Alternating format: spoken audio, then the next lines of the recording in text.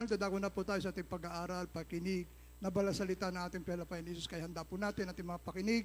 Kung tayo may mga banal na kasulatan, ilabas na po natin ito, minamahal, upang masundan natin ang bawat talata sa Biblia na ating pag-aaralan sa oras na ito. Kaya bilang pagbibigay galang po sa banal na salita ng mga aking po hinihiling, minamahal, tayo muna po ipanandalian po tumayo, at narito po akin ay binibigay buong pagkakataon sa ating beloved ordained preacher, Boy Kaluya. Amen. Praise God.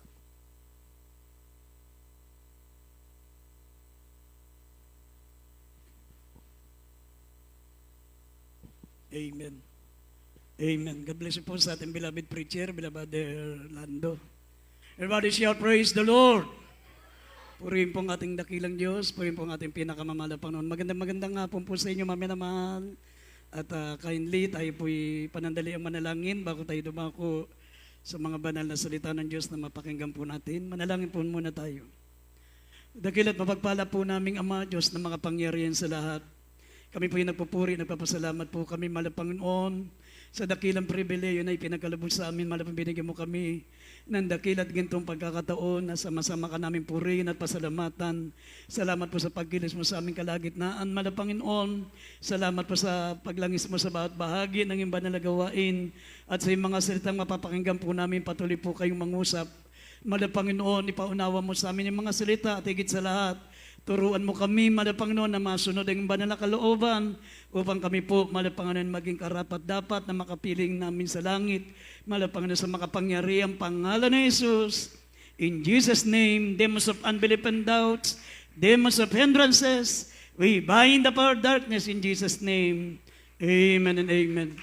Sa malakas na palakpak, maminamahal sa ating dakilang Diyos, purihin po ang ating pinakamamalapang na banginanda po natin ang ating talata dito sa Epeso, Kapitulo 4, talatang 11 hanggang 12 at Epeso 5, talatang 27, maminamahal.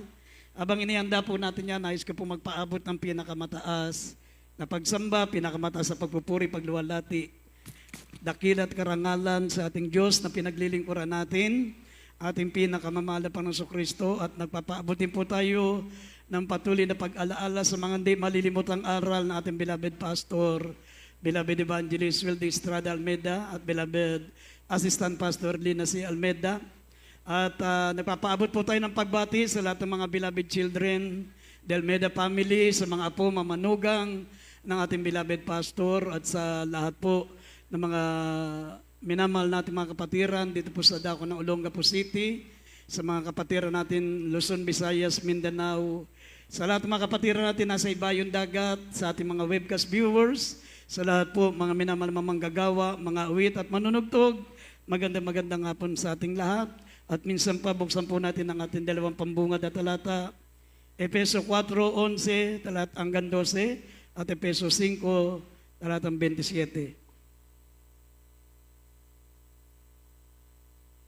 Dito po sa Epeso, Kapitulo 4, talatang 11 hanggang 12.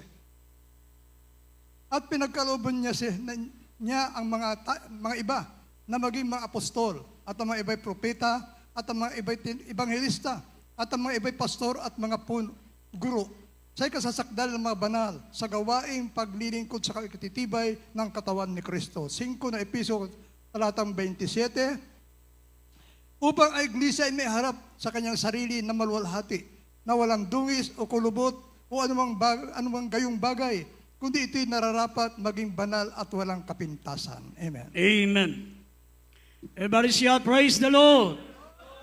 Purihin pong ating dakilang Diyos, maminamahal. Alam nyo, maminamahal, ang isa sa pinaka-importante at pinakadakilang layunin, bakit tayo naglilingkod sa ating pinakamamahal na Panginoon, maminamahal, ay para makarating sa langit. Wala nang ibang dahilan, maminamahal, bakit tayo naririto, bakit tayo naglilingkod, nagtitiis po tayo. Imbis na araw ng linggo, nandun tayo sa ating pamamasyal, nandun po tayo sa ating mga kalayawan. Pero narito po tayo sumasamba, naglilingkod sa ating dakilang Diyos sapagkat maminamahal, ang ating pong layunin ay para tayo po'y makarating sa langit, magmana ng buhay na walang hanggan. Amen. At sinabi po rito sa banal na kasulatan, mga minamahal, sa mga talatang binasa po natin, hindi tayo aakyat sa langit kung walang ibibigay sa atin, mga minamahal na mga lingkod ng Diyos, mga manggagawa ng Diyos. Sinabi rito, mga minamahal, at pinagkalooban niya ang mga iba'y maging apostol, mga propeta, ang iba'y ibangilista, ang iba'y guro, ang iba'y pastor. Kaysa sa ikakasakdal ng mga banal sa gawaing paglilingkod, sa ikatitibay ng katawan ni Kristo, upang ang iglesia ay maiharap sa kanyang sarili na maluwalhati, walang dungis, walang kulubot o anumang gayong bagay, kundi ito'y nararapat, maging banal at walang kapintasan sa harapan ng ating dakilang Diyos. Amen. Sa madaling salita po, mga minamahal, ang layunin po, bakit may mga preachers po tayo, bakit ibinigay sa atin ating beloved pastor, binigay sa atin ng evangelist, binigyan tayo ng mga guro, mga ngaral ng salita ng Diyos, binigyan tayo ng mga propeta. Sabi rito, para tayo po'y turuan, para tayo po, mga minamahal, ay gawing sakdal. Malaman natin ang utos ng Diyos. Malaman natin kung ano ang kalugod-lugod sa ating pinakamamahal na Panginoon.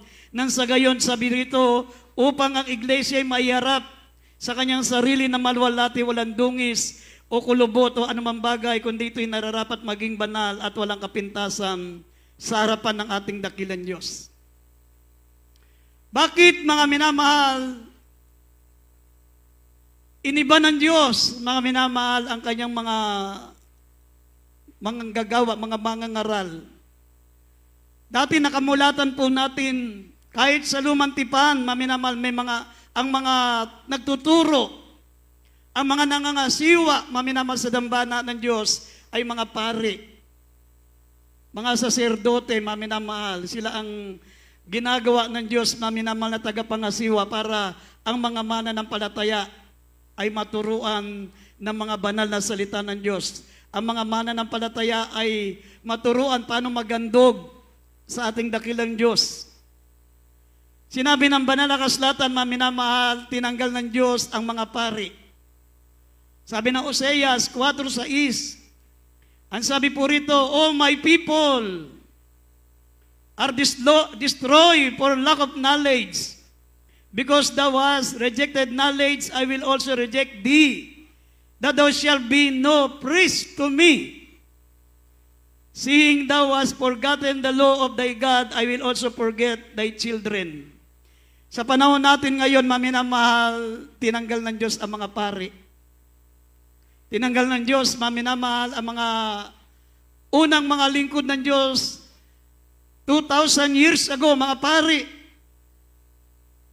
Ang dahilan, maminamahal, sabi rito, hindi nila itinuro ang salita ng Diyos, maminamahal. Si Aaron, yung unang priest, maminamahal, unang pari, sa Aaron, kung mababasa niyo po ang banal na kasulatan, maminamahal, si Aaron po ang unang nagturo na ang mga tao ay sumamba sa mga graven images, sa mga ribulto, na ang Diyos ay sasambahin sa pamagitan ng larawang inanyuan. Kaya nagalit ang Diyos, maminamahal. Sabi kay Moses, "Pupuksain ko ang Israel. Sa pamagitan mo, Moses, sa iyong lahi, muling ilalabas ko ang mga tao sa pamagitan ng lahi mo. Sila ang magiging mga lingkod ko." Pero, maminamahal, hindi pumayag si Moses. Ang ginawa, mga minamahal, ni Moses, tinunaw po yung mga ribulto at pinaagos doon sa tubig, maminamahal, yung ibang matitigas ang ulo. Nung nilusaw po, maminamahal, ang ribulto, graven images, pinainom doon sa mga Israelita, sinama sa kanilang mga inumin, at pinainom sa kanila yung tinunaw na ginto na ginawa na graven images ng mga Kristiyano noon sa pamagitan po ni Aaron, ang unang pari, maminamahal. Kaya sa panahon natin ngayon, maminamahal, isa sa mga dahilan, bakit tinanggal ng Diyos ang mga pari, maminamahal, sapagkat hanggang ngayon, yung mga graven images pa rin po ang kanilang itinuturo na para sambahin ng tao. Kaya nga ngayon, sabi ng Banal na Kasulatan, ang Diyos ay naglagay sa iglesia ng apostol, ng mga propeta, ebangelista, mga pastor at mga guro sa ikasasakdal ng mga banal at gawaing paglilingkod sa ikatitibay ng katawan ni Kristo upang ang iglesia ay maiharap na walang dungis, maluwalhati, walang kulubot o anumang bagay, kundi ito'y nararapat at maging banal at walang kapintasan sa harapan ng ating pinakamamahal na Panginoon. Amen! Kaya gusto ko pong malaman, mga minamahal, bilang mga mananampalataya, ang tunay na Kristiyano na aakyat sa langit, mga minamahal, sabi ng Biblia, tayo po'y mga nangamatay na. Patay na tayo, mga minamahal, sa kasalanan. Hindi na dapat nag-ahari yung ating pong tinatawag na senses.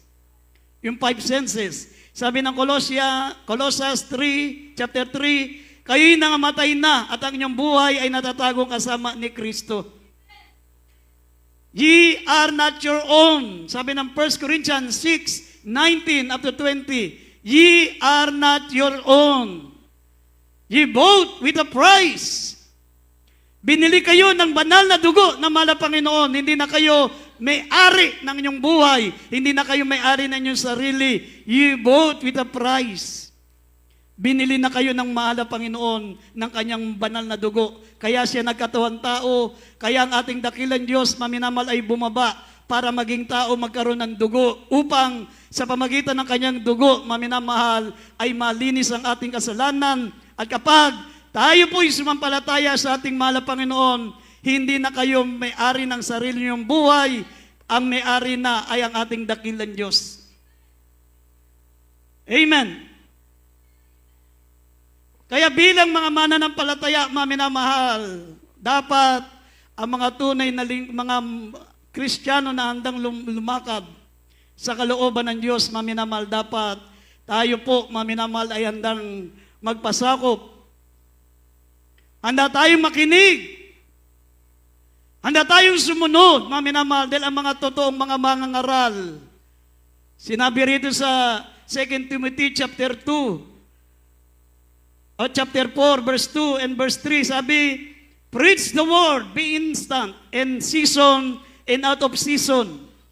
Reprove, rebuke, exhort with all long-suffering and doctrine. Mangaral ka, magsikap ka sa kapanahunan at sa hindi kapanahunan, sumuwata ka, sumaway ka. Kaya kapag Kristiyano ka, maramdamin ka, hindi ka aakyat sa langit, lalo na ayaw mo makinig ng salita ng Diyos. Ang Kristiyanong handa sa langit, mga minamahal, attentive yan, makinig. Makikita nyo yung Kristiyanong ayaw ng langit, ayaw makinig yan, ayaw makinig ng salita ng Diyos. Hindi nila inilalagay sa puso nila. Kung mabasa nyo, mga minamahal, ang Banal na Kasulatan, dito po sa Nehemiah Kapitulo 8, talatang 3. Sa Nehemiah Kapitulo 8, talatang 3, ang mga preacher doon, maminamahal, nagsasalita sila madaling araw hanggang tanghaling tapat. At ang mga tao po'y lahat nakatayo, nakataas ang kamay at sila'y nakayukod.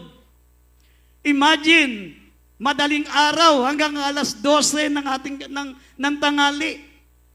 Mula madaling araw hanggang tanghaling tapat, nakatayo sila, mga minamahal, at nagsasabing amen, amen, amen. Dito, 30 minutes lang. Wala nang gana makinig yung kapatiran. Makikita mo yung mga ayon ng langit. Sandali pa lang, wala nang gana makinig. Sabi ng Banal na Kasulatan, makinig ka. Sabi rito, mga minamahal, na ang pagiging banal mo, pagiging dalisay mo sa harapan ng ating mahal na Panginoon ay nasa iyong pakikinig. Sa ganang atin, wala po tayong magagawa. Pero kung tayo'y nakikinig at ang salita ng Diyos ay pumasok sa ating puso, ang salita ng Diyos ay makapangyarihan. Yan mismo, maminamal, ang lulukob sa buong katauhan natin para masunod natin ang kalooban ng Diyos. Kaya dito sa Biblia, maminamahal, sabi ng Proverbs 28 verse 9, sabi, ang hindi nakikinig ng salita ng Diyos, ang kanyang dasal magiging karumal-dumal. Kahit sa gusto mong pakinggan ka ng Diyos sa panalangin mo, kahit ayaw mong makinig, pakinggan mo kasi apektado pati ang dasal mo, pati ang panalangin mo. Proverbs 28 verse 9. Siyang naglalayo ng kanyang pakikinig sa kautusan, maging ang kanyang mga dasal, ang kanyang mga dalangin, magiging karumal-dumal. Ano ibig sabihin ng karumal-dumal? Yung nakakasuka. Karimari-marim. Yung nakakita na kayo ng pagkain na puro uod, makita mo palang maduduwal ka na. Ganon ang tingin ng Diyos sa dasal mo kapag hindi ka nakikinig ng salita ng Diyos. Ang iyong panalangin ay magiging karumal-dumal. Amen! Kasabi na nga banal na kasulatan, mga minamahal, sinabi ng Biblia, ye are not your own, you bought with a price. Binili ka ng banal na dugo ng mahal na Panginoon. Tayo po ay binayaran ng masaganang dugo ng mahal na Panginoon. Hindi na kayo may-ari ng buhay nyo. Ye are not your own. Kahit sabihin mo, naku, ayokong dumalo ngayon, Sunday, kailangan kong magpahinga, galing ako sa trabaho. Ye are not your own. Pag yan, sinaway mo, hindi ka dumalo, maminamahal, araw ng linggo, hindi mo na pag-aari ang buhay mo, pag namatay ka, impyerno ka. Nasa Bible po yan, maminamahal. Kasi, dapat hindi na ikaw ang may-ari ng buhay mo, pero kung ikaw pa ang nasusunod sa buhay mo, inaagaw mo muli ang buhay mo sa Diyos. Dapat, pag-aari ka na ng ating mahal na ye are God's property. Ye are not your own, you bought with a price. Binayaran ka na ng banal na dugo na malapang na para hanggang sa langit makapiling natin siya. Amen. Dito po sa banal na kasulatan, maminamal, mabasa niyo po sa Acts chapter 2 verse 22 up to 24.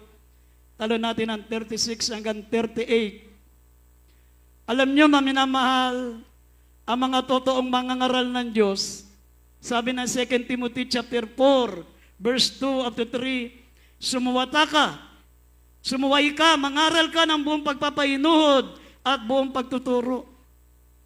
Ang totoong mangangaral ng salita ng Diyos, katulad ng ating beloved pastor.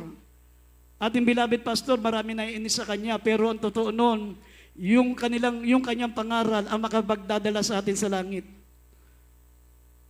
Sumasawa yung malapastor. Sinasawata niya ang mga ribulto pagsamba sa Diyos-Diyosan. Ang mga tao na ayaw sumunod sa salita ng Diyos. Sinasawata. Sinasalangsang natin malapastor. Kaya nga, pag hindi mo kilala ang malapastor, maiinis ka.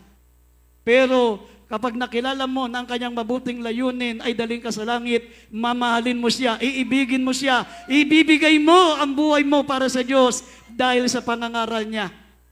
Kasi yun pala ang totoong mangaral. Sabi, sumuwata ka. Pag kayo nakapaginig ng mga pangangaral na, ang Diyos ay mabuti, ang Diyos ay dakila, ang Diyos ay punong-puno ng kahabagan, ang Diyos ay tumutugon ng panalangin, ang Diyos ay mapagimala, walang pagsaway, walang pagtuturo, hindi ang totoong lingkod ng Diyos. Ang mga totoong lingkod ng Diyos, maminamahal, mayroon pong nakaatang sa kanila, maminamal na mangaral, magturo, sumawata. Kaya kung makikita niyo po rito, maminamal yung pangaral ni Apostol Pedro, ang daming nagalit sa kanya. Sabi, nasaktan ang kanilang mga puso. Sabi ni Apostol Pedro, pinako niyo si Kristo na siya ang tumubos sa inyo sa kasalanan. Nasaktan ang puso ng mga tao doon. May mga minamahal nung panahon ng ating mahal na Panginoon Kristo, nung kamamatay lang mahal na Panginoon. Sinaktan nila yung puso, maminamal ng mga tao doon. Pero sabi ng Biblia, ito naging dahilan na sila po ay nakalapit at naligtas, nagmana ng buhay na walang hanggan. Sabi sila'y tumanggap ng bautismo sa pangalan ni Jesus. Sabi rito sa mga Gawa, Kapitulo 2, talatang 22 hanggang 24, talo ng 36 hanggang 38, ito po yung sabi ng Biblia, maminamahal, ito po ay pangaral ni Apostol Pedro. Si Apostol Pedro, hindi katulad yun ang akala ng mga Kristiyano ngayon na yung puro pag-ibig. Minsan may narinig kami mga kapatiran, nabibless po ako sa preaching. Ang ganda po ng pangaral, ang ganda po ng mga talumpati. Nahihipo po ako, ngayon lang ako nakarinig. Ang pangangaral, tandaan nyo maminamahal. Isa sa mga palatandaan ng mga ngaral, sumuwata ka, sumuway ka, magturo ka. Ang mga totoo mangaral ng salita ng Diyos, katulad nila Apostol Pedro. Tignan niyo kung paano mangaral si Apostol Pedro. Basahin po natin ang Gawa 2:22 hanggang 24, talo natin ng 36 hanggang 38. Dito po sa Gawa, chapter 2, verse 22 up to 24, talon sa 36 hanggang 38. Kayong mga lalaking taga-Israel, pakinggan ninyo ang mga salitang ito. Si Jesus na taga-Nazaret, lalaking pinatunayan ng Diyos sa inyo sa pamagitan ng mga gawang makapangyarihan at mga kababalaghan at mga tanda na ginawa ng Diyos sa pamagitan niya sa gitna ninyo. Gaya rin nalalaman ninyo. Siya na ibinigay sa takdang pasya at paunang kaalaman ng Diyos. Kayo sa pamagitan ng mga kamay ng mga tampalasan ay inyong ipinako sa krus at pinatay, na siya'y binuhay ng muli ng Diyos pagkaalis sa mga hirap ng kamatayan, sapagkat hindi maaari na siya'y mapigilan nito. Sa 36, pakatalastasin nga ng buong angkan ni Israel na ginawa ng Diyos na Panginoon at Kristo itong si Jesus na inyong ipinako sa krus. Na marinig nga nila ito, ay nangasaktan ang kanilang puso at sinabi kay Pedro at sa ibang mga apostol, mga kapatid, anong gagawin namin? At sinabi sa kanila ni Pedro, magsisi kayo at magbautismo ang bawat isa sa inyo sa pangalan ni Jesucristo sa ipagpapatawad ng inyong mga kasalanan at tatanggapin ninyo ang kaloob ng Espiritu Santo. Amen. Amen. Everybody shout, praise the Lord. Ang patunay pala, maminamahal, na ang salita ng Diyos ay tumalab sa puso mo. Yung salita ng Diyos, maminamahal, ay naging epektibo sa iyo. Sabi ng Biblia, nang marinig nila ito, nasaktan ang kalang puso. Pag pala nasaktan ang kapuso mo, nasaktan ang kalooban mo, hindi ang